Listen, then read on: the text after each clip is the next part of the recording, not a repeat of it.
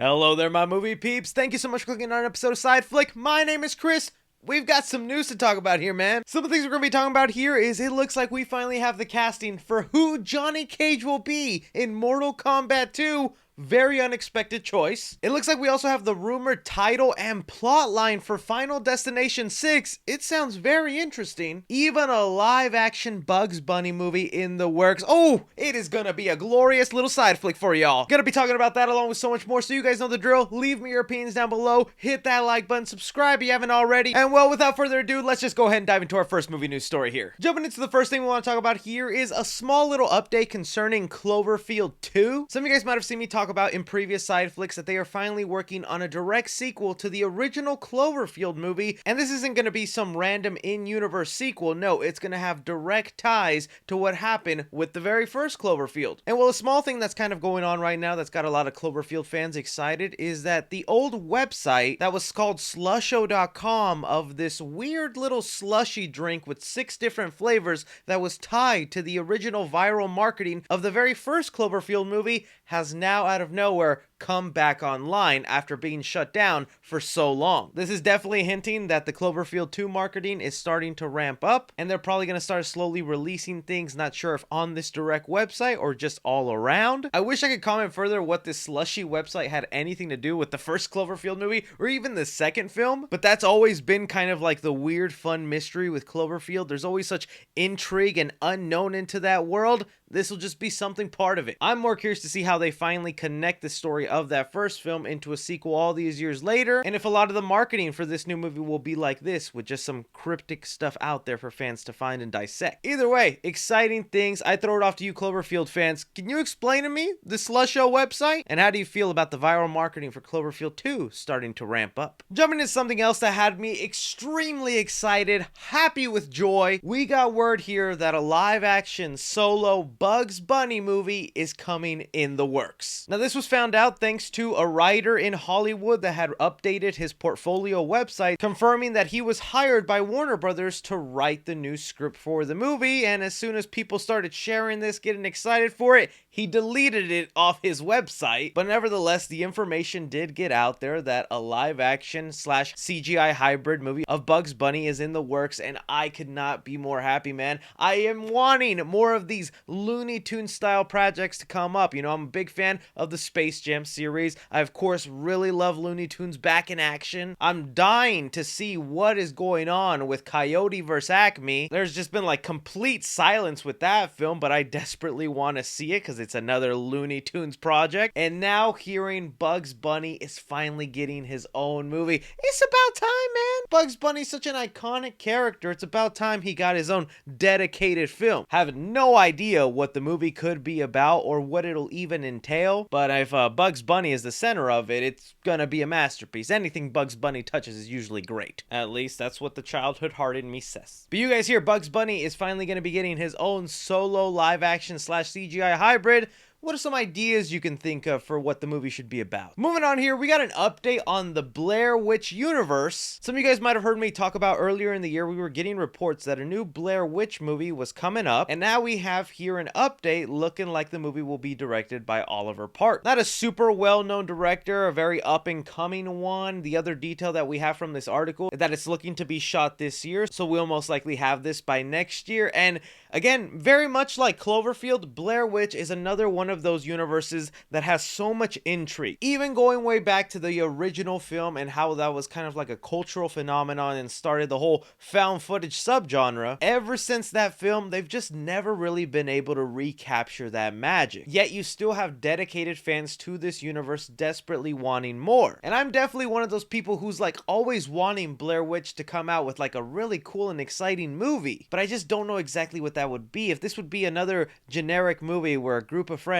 go to the woods, film some creepy things, and then it ends, it's like, well, what's the point? I think it's time to finally dive deeper into this Blair Witch lore, really explore it. I don't know, we'll all have differing opinions on it, but it's cool to know, hey, they're gonna give it another shot. They're gonna try again with this universe. What do you think is needed in this Blair Witch world that'll get you to get back into the theater, to make this franchise big again? Sticking on the horror train here, one franchise I'm definitely excited to come back here is Final Destination. You know, at CinemaCon, we only got a tease of a logo there that we don't even have a picture of, but we do know it's a movie that Warner Brothers is really trying to get made and out to the public. And we'll shout out to a fan of mine, Kay, who brought this to my attention, Production Weekly, which is a website that kind of lists together all the upcoming movies and TV shows that are getting ready to film, along with sometimes revealing details about the plot or who's in it. Final Destination 6 showed up on the website here saying that it would be starting filming in Vancouver from July of this year until September, and attached with it they also had a rumored title and plot. So the title they currently have right now for Final Destination 6 is Final Destination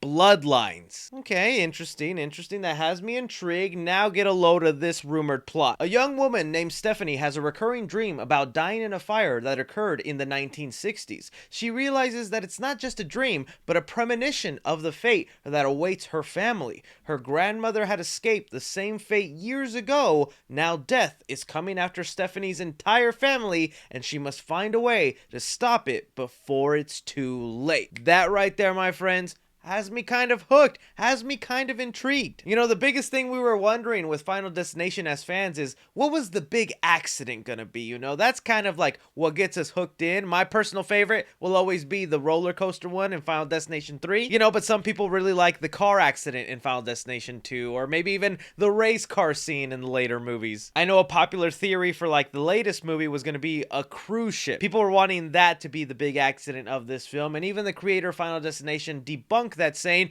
a cruise ship is not going to be part of this movie, but he said something cooler will be. And here with this rumored plot, if it turns out to be true, it looks like it might be a situation of like a house fire or something of that sort, with, yeah, to me kind of sounds boring, but then it's the rest of this plot that actually piques my interest, because that's something new. Well, essentially we're having the main character of this movie finding out that a long time ago, your grandma, your grandpa, they avoided death, and so then they had a family, kids, grandkids. All those people are not supposed to be alive because they were going to die a long time ago, so now death is coming back to take out an entire bloodline? That's different and new. A lot of the times, it was just random strangers in a common location. And that was always a little bit of the fun and the formula of Final Destination. These people that really didn't know each other that now have to kind of work together to fight off death. Now it's your entire family, you know, saving your cousin, saving your sister, saving your mom. There's even like cooler possibilities with like the order of things. Is death gonna come for the newest newborn, or is death gonna start from the very beginning and start with like your mom, your dad, and then work their way down? I actually like this because that's what you're supposed to do with a horror franchise. Once you get to like the 7th, 8th installment, and we're at the 6th one here with Final Destination, you're supposed to do new and different things and not just repeat the formula over and over. So I'm kind of on board for this. This could turn out really cool. I'm just hoping the rest of the deaths and the way death comes after these people stays creative and not like really cheesy like some of the later Final Destination films where people were just made out of like clay, where any little thing just squashed them or killed them in the most ridiculous ways. I still want ridiculous kills, but I want it to feel realistic at the same time and creepy that it could happen to anybody. That's always been the scary part of Final Destination. Throwing it off to you guys. You hear this rumored plot and story for Final Destination 6. Do you like it, or are you against it? Bringing us here not to talk about this jaw-dropping news and really unexpected news about Mortal Kombat 2. So as you guys know, they've already confirmed that we will be getting a Mortal Kombat sequel to the film that came out in 2021. Whether you enjoyed that film or not, me personally, I found it fun. Yes, it was very flawed, but I found it to be entertaining. And with the ending tease of that first movie letting us know we're gonna meet Johnny Cage, that's gonna be the big character of the second movie, and that's also my favorite character in the Mortal Kombat universe. I desperately wanted to know who is going to be playing Johnny Cage, and right here, reported by The Wrap, it is saying Karl Urban in final talks to play Johnny Cage in Mortal Kombat 2, and even as of me recording this right now, it looks like it could be official that he is our Johnny Cage, because the producer Todd Gardner has shared around this article, and as a producer on this movie, it's not really wise to spread false information about your own film, so it looks like we have our Johnny Cage. It's Karl Urban.